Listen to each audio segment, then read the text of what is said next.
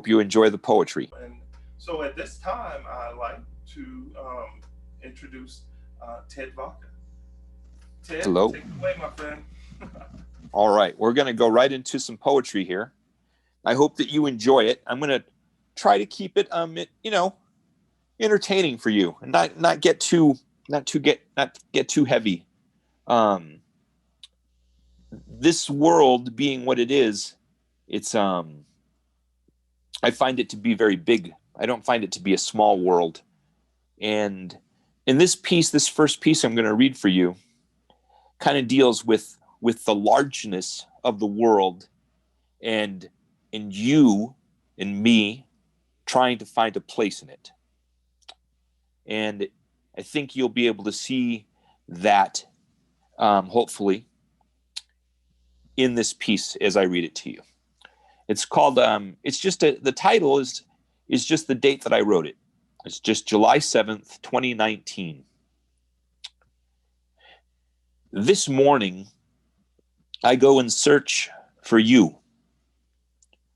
Lost so many memories ago, so many dreams, so many hidden sins, years covered over by births given, by bodies given back, by forgotten tracks and trains that have run over more than what they've carried.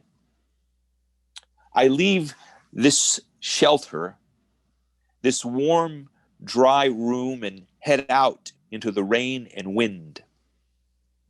I leave this industrial world of generated light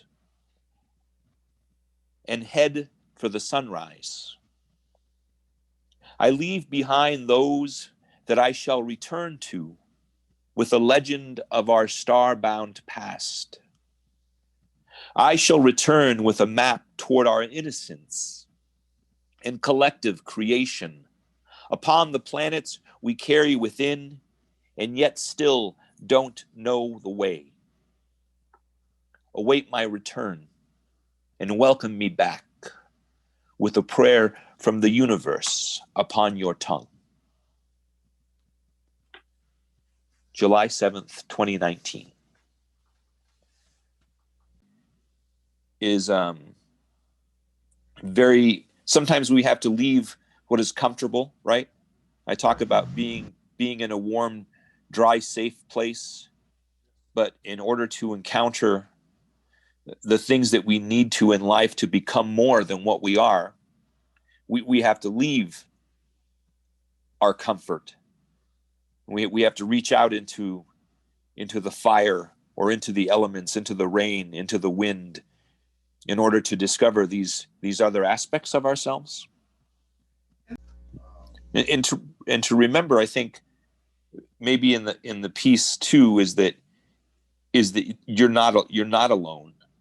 I refer to these people that you're leaving to go discover for, and that you're looking forward to coming back to them. So sometimes we have to step out not only of our comfort zone. Sometimes we have to leave those that we love in order to, this doesn't make sense, but we have to leave those that we love in order to come back to them and maybe have a better understanding of them. Does that make sense? When you're, I read a lot. I read from I have a go-to book. That's what I'm reading to you from. I have my go-to book, and it has work in it that I feel will go over well. Poems that have been tried and tested, and that I know I can read in front of a crowd, and I know that I can entertain, make people laugh, make people think, or make them sad.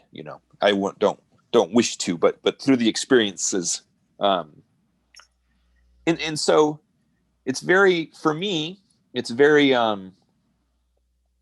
exciting to share your work as an artist, and it's very, we don't write in a bubble. We don't write, to ourselves. We want to share. We're human creatures, and so as an artist, I love to share, and I want not necessarily to be appreciated, but I want people to know.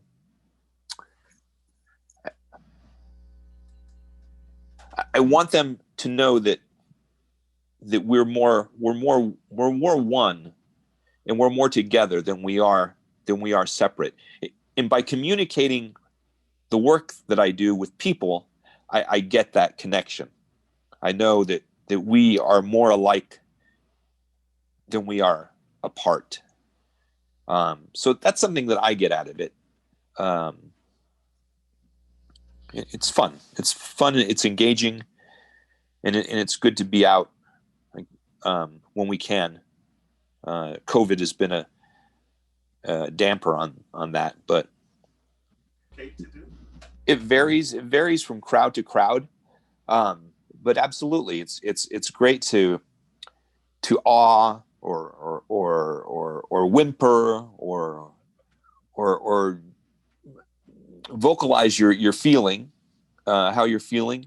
You'll hear subtleties in the audience. Yeah, you'll hear laughter. You'll hear shock. You'll hear different subtle sounds.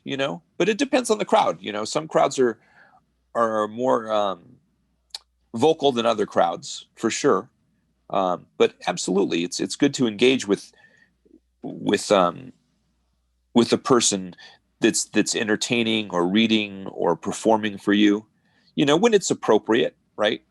But being in a space where you're doing a poetry reading, I would hope that it's appropriate to engage with the person that's reading to you. I would hope that would be okay. That's It's good. okay for me. Do you ever get the butterflies? You ever get the butterflies, Ted? Because I sometimes it get can be scary getting on the microphone and hearing your voice like right. magnified. That can be scary. How do you handle that? Yeah, I prepare. I prepare. Hopefully, if I have my act together, I prepare what I'm going to do, and I know which poems I'm going to share. I have an idea of the terrain, the landscape that I'm walking into, the room. I've been in the room. I've checked it out. Um, I have an idea of the audience that I'm going to be dealing with. So I have these little things that I do to comfort myself, right? These little bits of knowledge that I seek and fill myself with, and answer these questions that I have within myself, so that I am more comforted when I walk into a place. So I'm not as nervous. So I'd be more nervous walking into a strange place that I had not seen or hadn't prepared for. But most of the time, you have the time to walk into the school or the coffee shop or the theater. You have an opportunity to go and engage with it before being thrown into it. And if you can do little things like that, if I can do little things like that, then that helps with my ease and my demeanor, and makes me more approachable and friendly and more eager to engage with the people that are there to watch. It's kind of a weird term, isn't it? Nonfiction. So fiction, right? A story of fiction would be based on a story of the imagination, something that we make up. A work of nonfiction would be something that is based on reality, something that is real, something that has occurred to us, or something that has happened to somebody else, or something that maybe hasn't, but something that we've witnessed. So a story, an old lady that we know, who's our neighbor, and we see her walking down the street, and she drops her purse on the ground, and we see somebody aid her and help her with it, and get her out of the street so that she has time to make it before the light turns green, And that's a story that we witness, that we see. We're not involved in the story, but we're a witness to the story. So that's also that's also nonfiction. We could write about that story. So nonfiction, something that we see, something that we encounter, something that we know of, and that we create and make it a story for ourselves. A work of nonfiction. Okay. That is a play on words, isn't it? Fiction and nonfiction. Yeah. Ted, do you have another? Would you like to share another piece with us? Yeah, I'd like that. I got I recently. This is kind of a good project that was put together here in Denver, Okay. and this company, this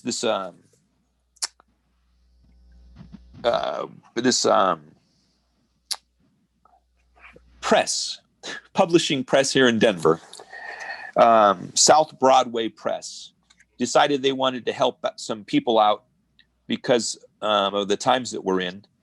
And you'll see it's called Thought for Food on a playwright, Food for Thought. You could read it either way. Yeah. And it was a fundraiser to raise money for a food bank here in Denver. So they queried poets throughout Colorado to submit poems to them, so that they could put an anthology together, so that they could sell it to help people, to help this food bank out. Sure.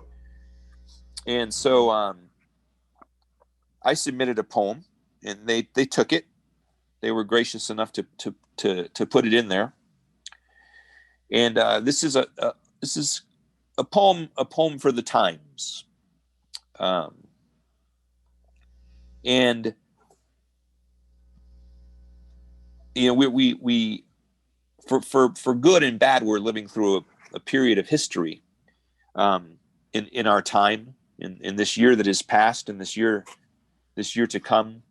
And I'll ask you, while you hear this poem, to think about the time that we live in, to think about what's transpiring before us, and the events that have taken place outside in this time, and how they reflect inside in you.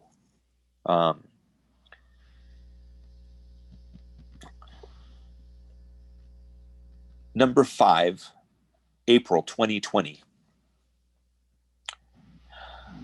For those that feel, for the mind cannot touch, you, me, we hold each other so close, we squeeze, merge, break through the distance, back from the moon, circle around the globe.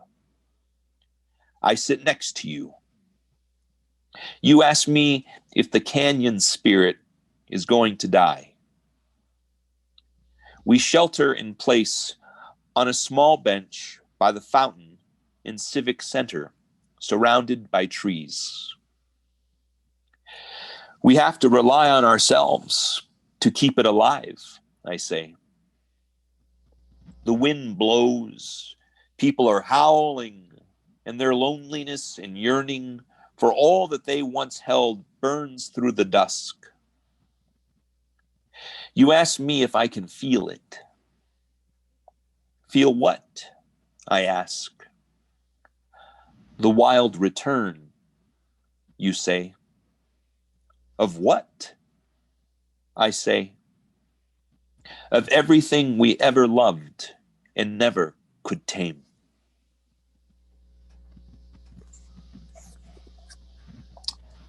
Number 5, April 2020. Number 5, April 2020. Number 5. Well, what happens in April, Roger? What happens in April for writers? Well, that's poetry month, isn't it? Yes, sir.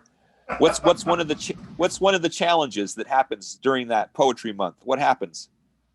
Getting people to exposed to poetry, hearing new forms of poetry and new ways of saying things. Do you know how they do the challenges on social media? How did they do it? Poetry Month, there's a poem a day challenge. Oh yes. Can you write a poem a day for the 30 days of April? And that's why that's called number 5. Oh, That's the 5th poem I wrote that month. I see. Wow, Ted. I see why I got through 30 this year. I did it. Say that again.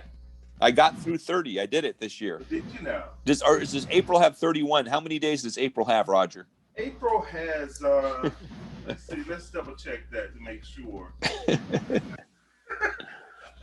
April has 30 days. 30 days, okay. 30 days. And that could be a challenge that our viewers could, come April, Poetry Month, maybe write a poem a day for the month of April. I mean, yeah, that would be great. Just one. I could say all my books are sold out, Roger. Sure, I know they are, Ted. They're all sold out.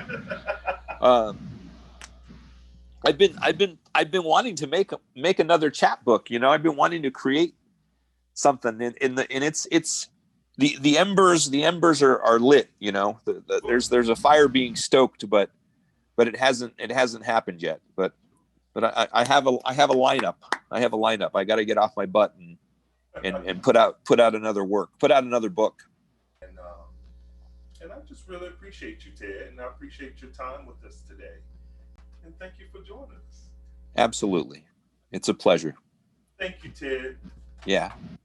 Have a great day. Be blessed. Yes, Be sir. blessed. You too.